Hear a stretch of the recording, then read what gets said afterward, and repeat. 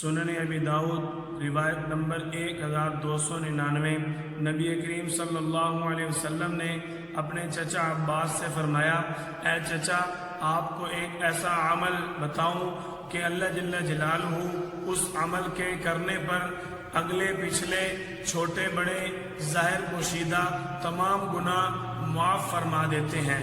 آپ صلی اللہ علیہ وسلم نے فرمایا، 4 رکعت تسبیح نماز کی نیت کرو، پھر اس کے بعد تعوذ پڑھو، پھر تسمیہ پڑھو، پھر سورۃ الفاتحہ پڑھو، پھر اس کے ساتھ ایک سورت پڑھے، اور ان ساری چیزوں کے پڑھنے کے بعد 15 مرتبہ سبحان اللہ والحمد للہ ولا الہ الا اللہ واللہ اکبر پڑھے۔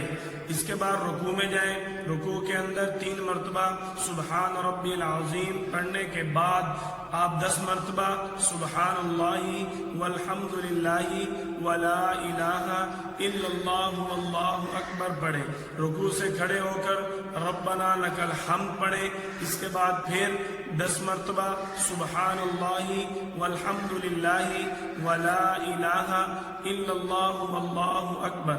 پھر سجدے میں جائیں، سجدے کے اندر 3 مرتبہ سجدے کی تسبیح سبحان ربی الاعلی پڑھنے کے بعد 10 مرتبہ سبحان اللہ والحمد للہ ولا الہ الا اللہ واللہ اکبر پڑھے۔ پھر سجدے سے اٹھ کر دونوں سجدوں کے درمیان جلسے میں 10 مرتبہ سبحان اللہ والحمد للہ ولا الہ الا اللہ واللہ اکبر۔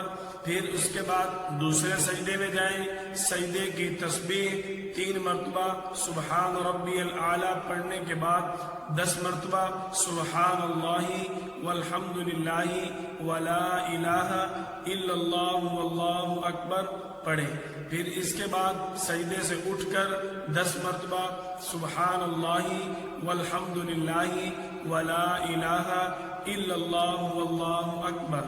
اسی ترتیب کے ساتھ ہر رکعت کے اندر 75 مرتبہ آپ حضرات کی یہ تسبیح مکمل ہو جائے گی۔ ہر رکعت کے اندر 75 مرتبہ، 4 رکعت کے اندر کل 300 مرتبہ پوری پڑھے۔ مختصر یوں سمجھیں کہ تسبیح نماز کے اندر جو تسبیحات ہیں وہ 7 مقامات پر پڑھنی ہیں۔ پہلی مرتبہ سورۃ الفاتحہ اور سورت پڑھنے کے بعد پڑھیں، دوسری مرتبہ رکوع کے اندر، تیسری مرتبہ رکوع سے اٹھ کر، چوتھی مرتبہ سجدے میں، 5ویں مرتبہ سجدے سے اٹھ کر، اور 6ٹھی مرتبہ سجدے میں، پھر 7ویں مرتبہ سجدے سے اٹھ کر۔ اس حساب سے آپ کی کل 75 تسبیحات پوری ہو جائیں گی۔ ہر رکعت میں 75 مرتبہ تسبیحات مکمل کریں، پھر آپ 4 رکعات کے اندر کل 300 مرتبہ تسبیحات اپنی مکمل کر سکتے ہیں۔ اللہ جل جلالہ اس عظیم عمل کے لیے ہم سب کو قبول فرمائے۔